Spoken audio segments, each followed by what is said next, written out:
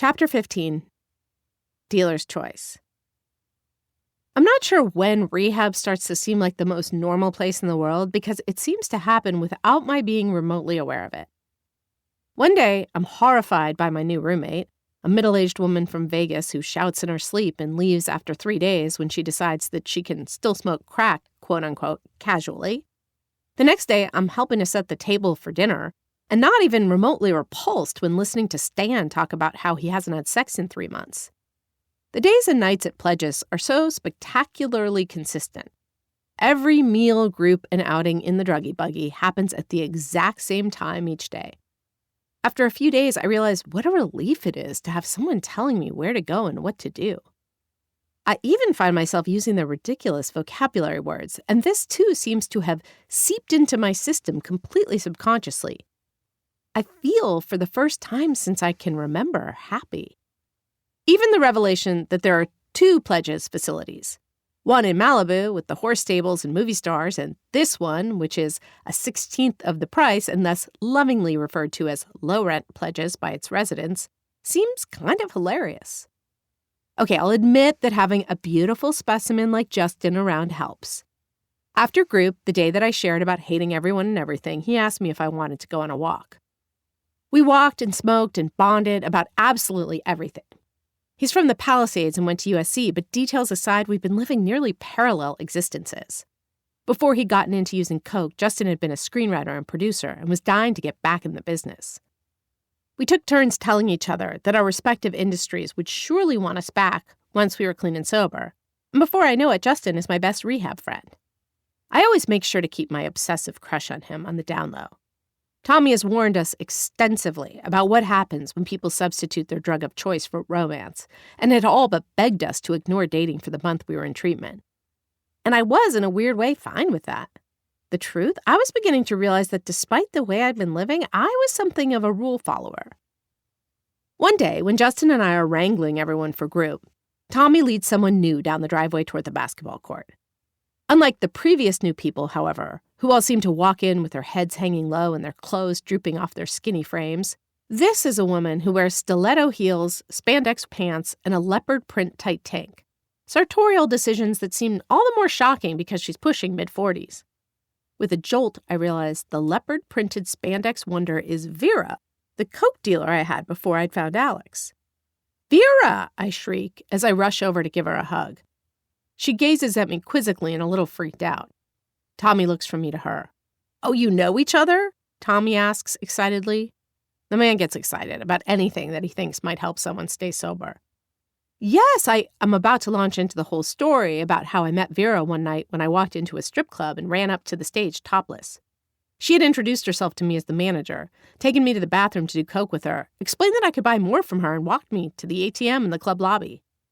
But she winks knowingly at me and I shut up.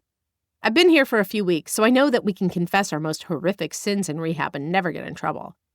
I'd listened to Gay Peter talk about having prostitutes do things to him I didn't even know could be done. But Vera clearly didn't know all that yet. "Yes, we know each other from Temple," Vera says, reasonably convincingly. Tommy looks absolutely delighted and a bit confused, seeing as I'd explained to him that I hadn't seen the inside of a religious establishment in over a decade. Rehab hammers home this idea that we have to be rigorously honest and we're as sick as our secrets. But I let Vera have this one.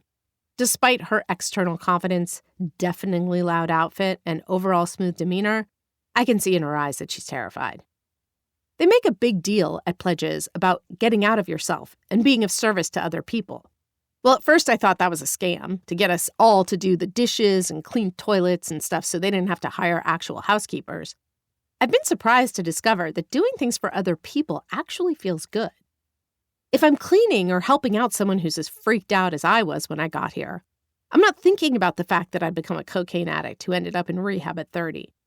And somehow, when I go back to thinking about myself later, it doesn't seem as depressing. "We still have a few minutes left before group," I say to Tommy. "Why don't Vera and I take a walk and I'll give her the lay of the land?"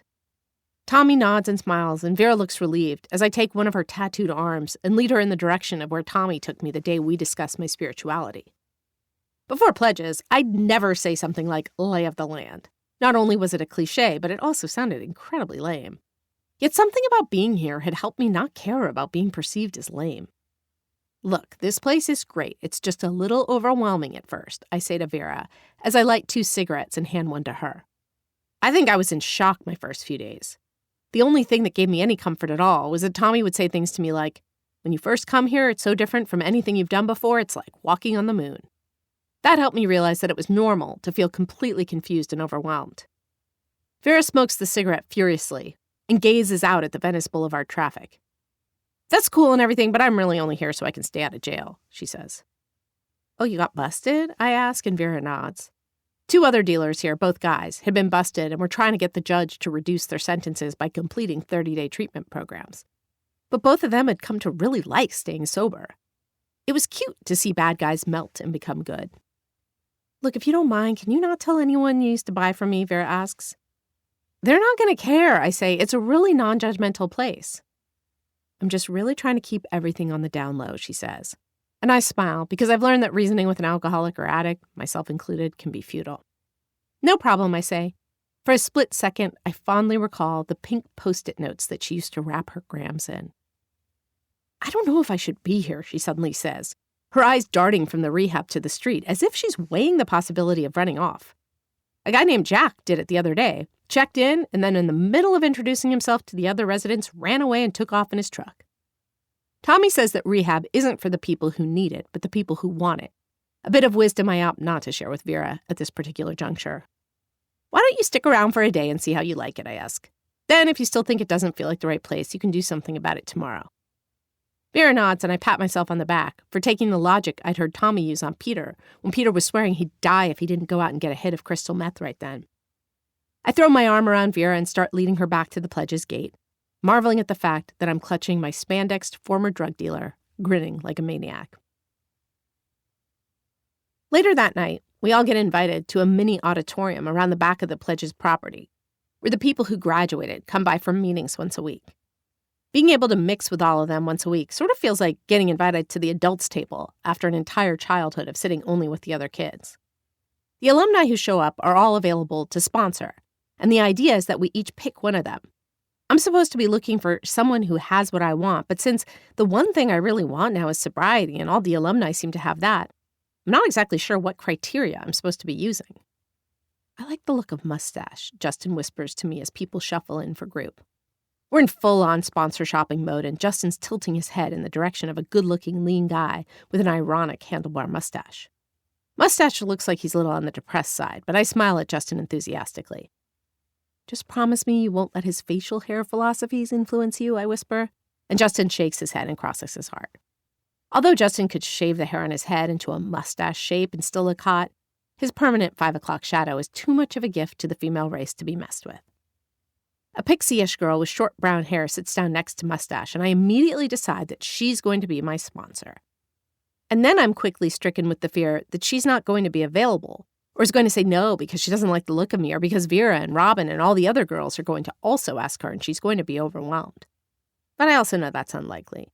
Although Tommy has hammered home how important it is that we all get sponsors, most of the people here don't seem to be in that much of a hurry. I watch Pixie Girl throughout the meeting. She doesn't share, but she smiles a lot, and when the meeting is over, I rush up to her and ask her to be my sponsor. She nods and smiles, then says, "My name is Rachel, drug of choice heroin, and I have 5.5 years. And I'm Amelia," I say, shaking her hand, even though we've just hugged. "Cocaine fiend, 21 days.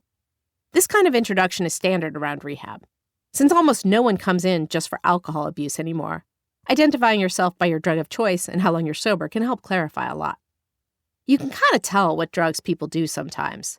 The meth people are jittery and blink a lot. The coke heads tend to have the kind of manic energy that makes them seem like they're still on it.